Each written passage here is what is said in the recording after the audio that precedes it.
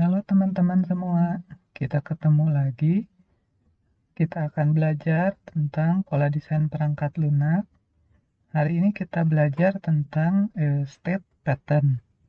State itu apa? Status ya. Nah, kita lihat ya.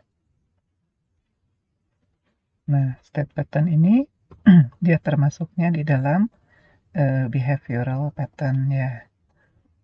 Nah, jadi dia akan menyorot ke perilakunya ketika dijalankan ya. Nah, state pattern itu akan mengaitkan ruang lingkup ya, circumstances objek kepada behavior perilakunya. Jadi keadaan si objek terhadap perilakunya. Nah, itu akan memungkinkan objek itu memiliki perilaku yang berbeda-beda tergantung dari state-nya saat itu, gitu ya. Nah, dengan state pattern ini, objek akan dia mencatat ya state internal. Jadi yang mempengaruhinya tadi state-nya kan, nah ini pasti akan datanya ada gitu ya. Dan perilakunya itu nanti akan disesuaikan dengan state-nya gitu. Jadi dalam meskipun dia misalnya mendapat terjadi kejadian yang sama, tapi dengan state yang berbeda, nah itu perilakunya tuh akan berbeda gitu ya. Jadi perilakunya tidak setiap saat tetap sama gitu, tapi tergantung dari state-nya dari si objek saat itu. Nah, di buku Gang of Four disebutnya seperti ini. Definisinya ya. Allow an object to alter its behavior when its internal state changes. Nah, gitu ya. Jadi ketika ada perubahan di internal state-nya, maka behavior-nya akan berubah juga gitu ya. Jadi the object will appear to change its class. Jadi seolah-olah objeknya itu akan mengubah kelasnya. Padahal enggak sih sebetulnya ya. Nah, ini digunakan ketika perilaku objek itu dipengaruhi ditentukan oleh state-nya. Kemudian juga dalam kasus seperti ini berarti ketika aplikasi dijalankan dari satu saat ke saat lain itu di situ ada apa kayak perubahan state-nya tuh jelas gitu ya. Jadi sekarang di setiap saat tuh si aplikasi itu akan berada di salah satu dari sekian state yang bisa terjadi pada dia seperti itu ya.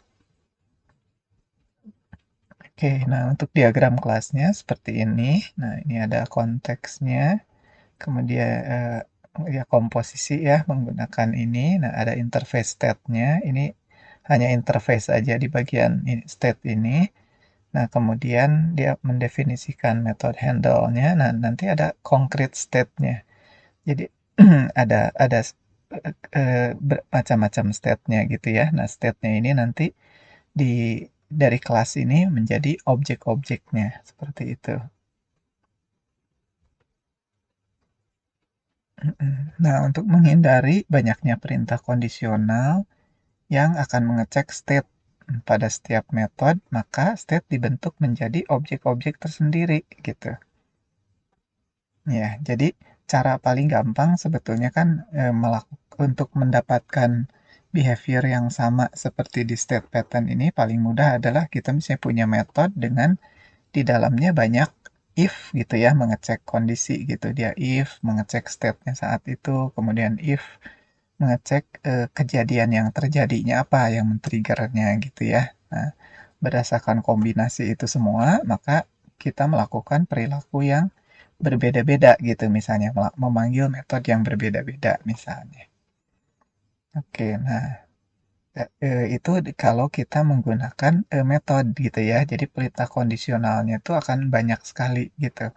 Nah, cara yang kedua di sini adalah dia dibentuk menjadi objek gitu. Jadi tidak ditangani oleh metode, tapi untuk setiap state itu dibuatin objeknya tersendiri gitu. Nah, sehingga nanti pengecekan-pengecekannya di dalam masing-masing objek itu akan jauh lebih berkurang gitu ya, tidak sebanyak seperti kalau diimplementasikan secara metode. Oke, nah jadi ini ya objek state tersebut berisi implementasi yang dibutuhkan sesuai dengan state-nya. Nah, ini ada contoh yang dari buku ya di Design Pattern for Dummies. Jadi ada satu eh, aplikasi di situ gitu ya. Nah, di situ dia bisa berada dalam 4 state yang berbeda. Dia ada state-nya waiting, kemudian ada receiving an application, rent an apartment, dan fully rented. Jadi ini kayak ada sistem untuk menyewakan apartemen gitu ya, atau tempat kos misalnya gitu. Nah, dari waiting itu terjadi kalau ada event get an application ya, ada satu permintaan aplikasi yang masuk, maka dia state-nya berubah menjadi receiving application gitu. Nah, kemudian setelah dia receiving, dia akan melakukan pengecekan, cek application-nya, ada kemungkinan di reject, ditolak, berarti state-nya dia akan berubah balik lagi ke waiting ya, karena yang barusan di receive itu dia tolak gitu. Tapi kalau diterima, accept, maka apartemennya akan disewakan. Kemudian akan dilanjutkan event berikutnya ya akan memberikan kuncinya gitu ya. Memberikan kunci kalau ini merupakan apartemen yang kamar terakhir misalnya gitu ya. Unit terakhir yang disewakan berarti habis penuh semua, maka dia ada full up, maka jadi fully rented. Statusnya berubah ke sini gitu ya. Nanti dia bisa balik ke waiting lagi kalau ada yang keluar gitu. Gitu. Nah, kemudian kalau ternyata di sini tadi masih ada yang kosong, berarti dia, nah ini ya, more apartment available, dia dicek, berarti dia balik lagi ke waiting gitu. Karena masih ada unit yang akan bisa disewakan lagi, seperti itu. Nah, itu ya. Jadi ini terdiri dari 4 state dan beberapa transisi gitu ya. Nah, get application, check application, dispense case gitu ya. Oke. Nah, jadi contohnya gitu ya, perubahan state-nya itu ditangani oleh objek. Jadi ini ada kelas automat misalnya, nah di dalamnya dia memiliki satu atribut state gitu ya. Nah, atribut state ini nanti bisa menunjuk ke salah satu objek state yang ada gitu ya. Jadi bisa menunjuk ke waiting state, ke got application, ke apartemen rented, atau ke fully rented gitu. Tergantung emang kondisi yang sesuai saat itu gitu. Jadi kita bisa isinya switch state ini seperti diganti-ganti ya antara salah satu dari empat ini gitu. Kayak bisa di switch gitu. Ya, secara pemrogramannya sebenarnya ada atribut bertipe state itu menunjuk ke salah satu dari ini gitu. Dan itu merupakan state yang berlaku saat ini. Saat tersebut gitu ya, pada objek tersebut berarti. Oke, nah jadi seperti ini ya di buku sendiri, di buku Design Pattern for Dummies ada dua. Jadi ada state yang ditangani oleh method dan ada state yang ditangani oleh objek. Nah, jadi untuk di kuliah kita kali ini yang kita anggap sebagai state pattern adalah yang ditangani oleh objek gitu ya. Jadi dua kemungkinan ini emang bisa dua-duanya, cuma yang ditangani oleh metode tuh sebetulnya bisa kegolongnya ya mungkin programming biasa lah gitu ya. Itu eh, sangat simpel gitu. Jadi kita lebih prefer untuk tidak dimasukkan sebagai design pattern gitu. Kalau dia ditangani oleh metode gitu ya. Jadi kita gunakan yang ditangani oleh objek ini standar kita yang kita akui sebagai state pattern gitu. Nah, kemudian juga ada catatan kalau teman-teman ngikutin yang di buku tuh kelihatannya ada hal yang kelewat gitu ya di buku, jadi nggak akan jalan, ada bagian yang kurang. Jadi gunakan yang di slide di sini yang sudah dilengkapi ya. Oke, nah kita lihat, nah ini contohnya state pattern di mana gambarnya seperti gambar yang tadi, kemudian state-nya yang ditangani oleh objek gitu ya, jadi bukan oleh metode. Nah, jadi kita punya sebuah interface state. Nah, di interface ini yang didefinisiin di sini adalah event-eventnya, kejadiannya ya. Kejadian atau apa yang bisa dilakukannya gitu. Ini. Jadi ini bukan state-nya ya. Kalau state-nya kan tadi nama-namanya beda ya, waiting state gitu. Oke. Nah, ini meskipun ada yang namanya mirip ya, tapi yang ini semua adalah event-nya gitu ya. Event atau transisinya yang terjadi gitu. Oke, jadi kita definisiin di interface ini. Jadi kalau nanti yang implement dari state ini harus mengimplement keempat metode ini ya. Oke, nah pertama kita punya waiting state. Nah itu jadi karena state itu akan disimpan sebagai objek kan, nah berarti kita harus siapin kelasnya kan. Jadi untuk setiap state itu ada kelasnya masing-masing. Nah, ini adalah kelas waiting state, dia implement dari state. Berarti dia harus mengimplementasikan metode-metode keempat metode tadi gitu ya, yang didefinisikan di interface state sebelumnya. Nah, ini adalah objek untuk otomatnya sendiri gitu ya, dia yang untuk menjadi penunjuknya. Nah, dia bertipenya automat interface gitu ya.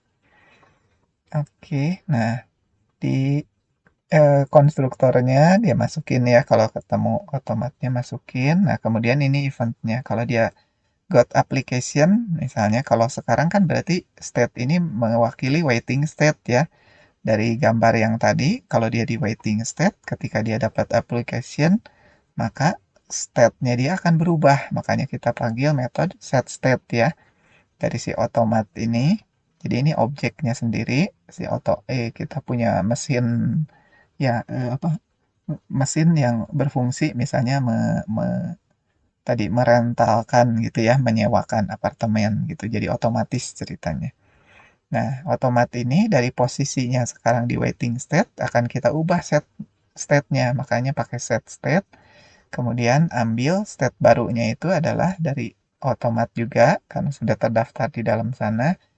Nah, get untuk ngambilnya, state-nya sendiri namanya ini got application state gitu ya. Jadi dia akan pindah ke state got application, diterima di sini, di set ke otomat saat ini. Nah, berarti dari waiting state kita berubah ke got application state gitu. Nah, dia terus yang di print nanti kelihatan outputnya ini ya. Thanks for the application, berarti dia terima aplikasi. Nah, kemudian metode yang lainnya yang tiga lagi gimana? Nah, jadi kalau dalam saat waiting itu ada orang yang mau ngecek application. Nah, metode itu saat itu nggak relevan gitu ya. Jadi dia dikasih tahu harus submit dulu gitu, nggak bisa tiba-tiba ngecek aja gitu. Ini jadi sebenarnya semacam pesan gitu ya, bahwa layanan ini sebenarnya nggak tersedia ketika dalam waiting state gitu ya. Yang tersedia adalah ini tadi. Kalau got application, dia tersedia dan ditangani. Jadi kalau mau tiba-tiba ngecek application tanpa ngasih application nggak bisa ya. Tiba-tiba mau rent apartemen juga, ini juga sama harus submit application dulu gitu. Ini juga sama. Jadi dari keempat metode ini dalam kondisi waiting yang mempengaruhi behaviornya yang berjalan cuma satu ini gitu. Yang tiga ini semuanya tidak valid pada saat state itu gitu. Nah, tapi kita nggak bikin jadi error gitu ya, tapi kasih penjelasan misalnya. Jadi usernya tahu apa yang bisa dilakukan. Nah, kemudian dari waiting state misalnya kita berubah yang tadi ya. Nah, maka ini adalah state yang kedua kan. Got application state adalah state yang kedua, sama-sama implement dari state. Oke ya, jadi ini tetap otomatnya. Ini bikin bilangan random aja ya. Nah, got application, jadi dari state itu kan tadi ada 4 metode yang didefinisikannya. Jadi kalau tadi kita udah dapat got application, kita udah pindah ada di dalam got application state, tiba-tiba ada yang masukin lagi application gitu. Nah, di sini kasih tahu already got your application. Kita sudah dapat aplikasinya gitu yang tadi di submit gitu ya, jangan submit lagi. Nah, yang berlaku di sini sekarang adalah metode yang ini. Check application, dia akan ngecek. Nah, di sini kita biar gampang aja pakai di random ya. Diterima atau enggaknya kalau yes no-nya di atas 4 dan masih ada yang kosong berarti ya, get count-nya lebih dari 0. Nah, maka sama kita akan disewakan yang ini gitu ya. Maka state-nya kita ubah ke dalam state yang baru dari posisi got application state ke get itu untuk ngambilnya. Nah, nama state-nya adalah apartemen rented state ya. Ini supaya mudah jadi nama metodenya disamain ya dengan ke nama aplikasinya, nggak eh, ke nama state-nya, cuma pakai get gitu aja. Nah, berarti akan berpindah nanti ketika dia dieksekusi ini berpindah dari state yang saat itu ini yaitu got application state menjadi apartemen rented state gitu. Nah, kasih pesan ya, berarti di approve dia. Nah, kalau ternyata gagal tadi ya hasil randomnya misalnya kurang dari sama dengan 4 gitu. Nah, maka kita masukin ke sini state-nya dia akan balik lagi ke waiting state gitu ya. Nah, dia pindah lagi dari got application balik lagi ke waiting state seperti gambar tadi. Nah, ini keterangannya kita tidak di-approve berarti kita. Oke ya, jadi dalam posisi got application state, maka metode yang berlaku yang ini sebetulnya. Nah, ini enggak. Yang dua ini juga sama, enggak ya. Ini harus masukin dulu. Ya, aplikasinya harus dicek dulu katanya ya. Nggak bisa tiba-tiba run atau dispense case. Nah, itu barusan state kita yang kedua. Nah, state kita yang ketiga adalah ini. Apartemen, rented state, sama implement state. Oke, ini konstruktornya. Nah, kalau got application, ini udah dalam posisi rented gitu ya. Dia dapat application baru. Nah, suruh tunggu, sabar ya. Kita sedang memproses gitu ya. Sedang eh, menyewakan ke kamu application. Ini juga sama, dapat aplikasi baru juga suruh nunggu dulu. Ngasih keterangan ya bahwa kita sedang ngeproses gitu yang tadi. Nah, ini yang berlakunya yang ini. Metode yang ketiga, rent apartemen. Nah, jadi di sini kita berhasil ya dia di rent. Nah, kita ambil jumlah apartemennya berarti kita kurangin satu ya karena satu udah keambil di sini. Jadi dia berhasil di rent apartemennya. Kemudian juga akan dilakukan ini ya nanti dispense case berarti dikasih ya dikasih kuncinya, kemudian di sini ngecek gitu ya. Nah, count-nya kurang dari sama dengan 0 berarti habis. Maka state-nya kita harus pindahin ke fully rented state gitu. Nah, tapi kalau nggak lebih dari kecil sama dengan 0 berarti masih ada kan. Kalau masih ada, state-nya kita pindah lagi ke waiting state, nunggu lagi. Gitu, nunggu application berikutnya. Kemudian kuncinya dikasihin, katanya gitu ya. Oke, ini posisi yang ketiga. Nah, ini posisi state yang keempat. State yang keempat adalah fully rented state, implement state sama dengan tadi. Nah, kalau dia dapat application, nah sorry, kita sudah penuh ya. Sudah full book semua. Semua sudah disewakan, nggak ada lagi yang kosong. Nah, ini semua pesannya begini, gitu ya. Dari keempat ini. Jadi nunggu dulu sampai mungkin nanti ada yang kosong gitu ya, baru kita pindahin lagi. Oke, nah itu keempat kelas-kelas state beserta metode-metode yang bisa terjadi pada state tersebut gitu ya. Oke, nah ini adalah automate interface-nya. Ini adalah metode-metodenya ya. Oke, ini metode-metodenya. Kemudian di sini, nah ini untuk mengubah state ya, set state dari si automate ini masih interface-nya ya, berarti belum ada kodenya. Oke, nah kemudian ini untuk ngambil masing-masing state gitu ya. Jadi ada waiting state kan, ada got application state, ada apartemen rented state, dan ada fully rented state. Ini untuk ngambil masing-masing state dari keempat state yang bisa terjadi ya. Nanti dipakai di dalam set state. Nah ini call-nya si apartemennya berapa ya, ada yang masih tersisa, kemudian set menetapkan berapa apartemen yang available gitu ya, yang akan disewakan misalnya. Nah, ini adalah otomatnya yang implement dari automate interface yang barusan. Nah, keempat state yang mungkin kita simpan semuanya di sini ya. Ini ada. Jadi objeknya semua ada di sini, jadi bisa diakses. Nah, ini sendiri adalah penunjuknya tadi seperti yang di kelas diagram, dia akan menunjuk ke salah satu state yang ini gitu. Dalam setiap saat dia akan menunjuk ke salah satu dari ini, dari empat ini gitu. Oke, nah ini otomat kita kasih di awal waktu konstruksi ya. Jadi ada berapa konnya kita tetapkan di sini, ada berapa banyak eh, apartemen yang bisa disewakan gitu ya. Nah, kemudian ini dibuat semua keempat objek dari state yang mungkin gitu ya. Jadi semua state itu masing-masing diwakili dengan sebuah objek. Dan pertama kali kita akan berada di dalam waiting state gitu ya. Makanya state-nya diisi dari waiting state gitu. Nah, kemudian kalau dia dapat application, got application, nah dia dari state titik panggil kejadian kalau ada got application-nya. Di sini sendiri cuma ngeprint output-nya apa gitu ya, tulisan yang di return dari sana gitu. Jadi ini akan berarti tadi di waiting state. Nah, di sini kalau dia dalam posisi waiting state ini dapat application gitu ya.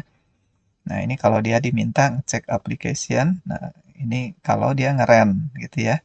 Jadi di rent apartemennya, kemudian kuncinya dikasihin gitu.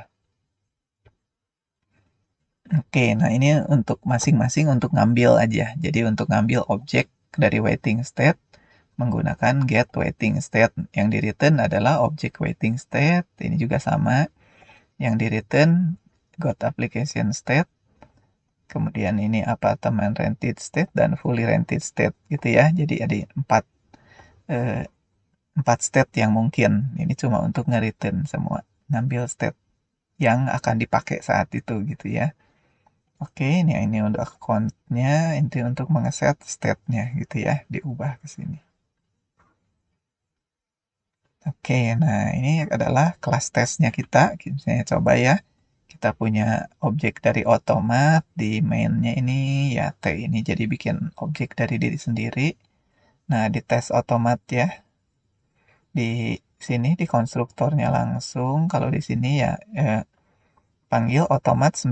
Nah, berarti kita punya 9 unit apartemen gitu ya yang mau disewakan. Nah, kemudian kita simulasiin aja di sini di hardcode gitu ya. Jadi kalau mau teman-teman lebih seru ini bisa di random misalnya gitu ya. Yang terjadi yang mana gitu metode-metodenya gitu. Di sini di hardcode jadi pertama kali ceritanya dia dapat application, udah gitu dia akan ngecek application, kemudian dia akan ngeren apartemennya. Nah, outputnya seperti ini ya.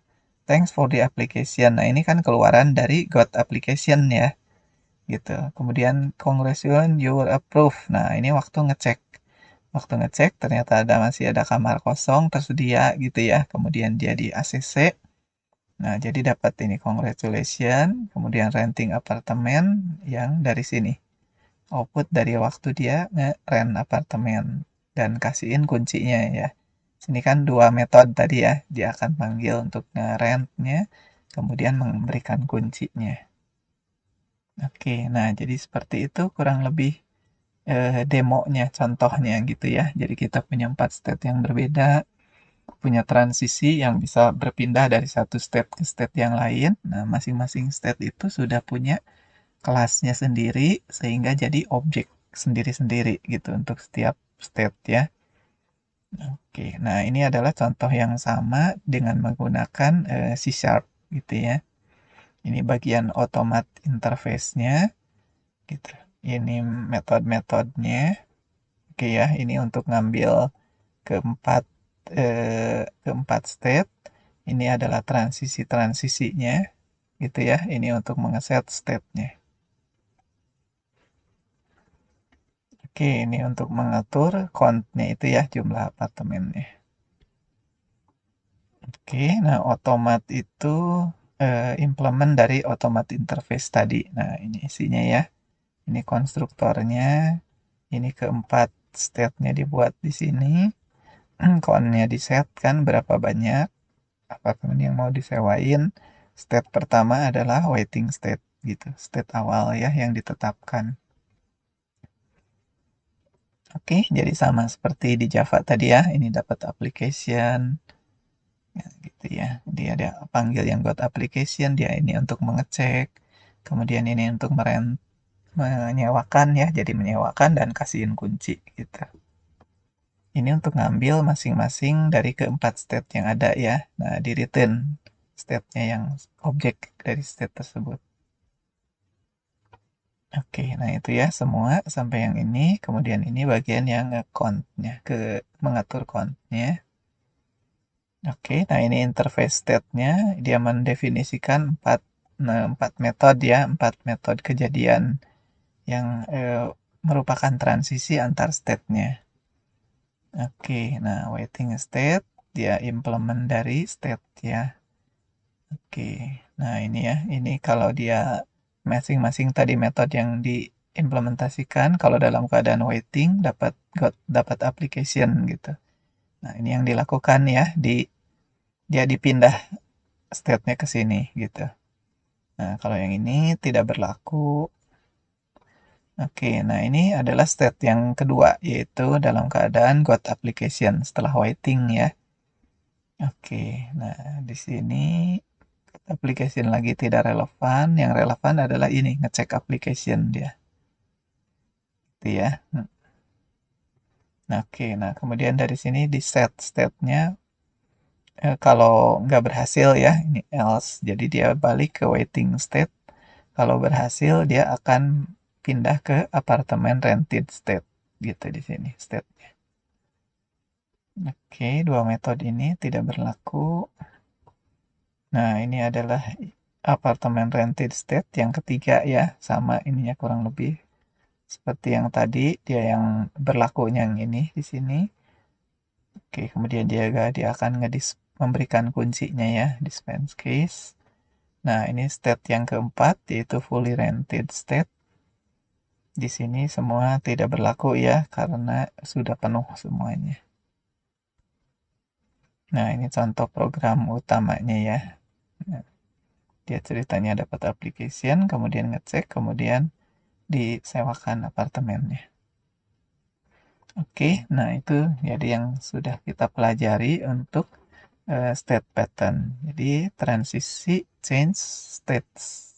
Ya, transisi itulah yang menyebabkan kita berpindah dari satu state ke state yang lain. Oke, that's all guys. Terima kasih.